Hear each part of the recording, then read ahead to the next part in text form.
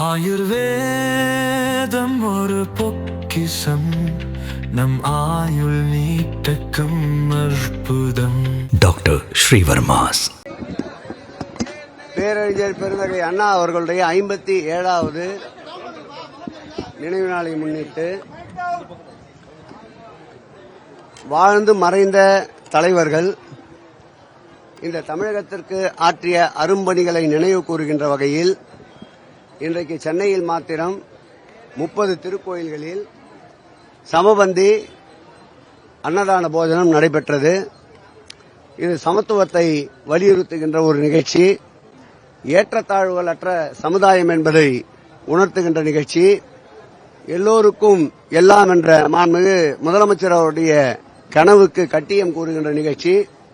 இந்த நிகழ்ச்சியில் திருக்கோயிலுக்கு வரப்பெற்ற வஸ்திரங்கள் திருக்கோயிலே வருகின்ற பக்தர்களுக்கு இனாமாக வழங்கப்பட்டதில் மகிழ்ச்சி.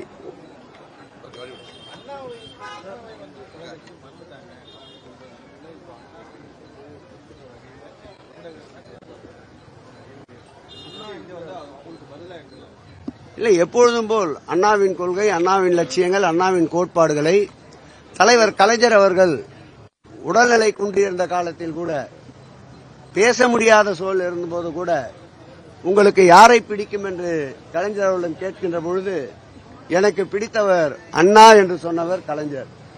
கலைஞர் அவர்களுடைய வழியிலே கலைஞர் அவர்களுடைய ஆட்சியை நடத்துகின்ற மாண்புமிகு தமிழக முதல்வர், திராவிட மாடல் ஆட்சியுடைய நாயகன், அண்ணாவின் புகழுக்கு புகழ் சேர்க்கின்ற வகையில் சமீபத்தில் திறந்த தன்னுடைய சட்டமன்ற தொகுதியிலே திறக்கப்பட்ட ஒரு மிகப்பெரிய திருமண மாளிகைக்கு கூட பேரறிஞர் அண்ணா அவர்களுடைய பெயரை வைத்திருக்கின்றார்.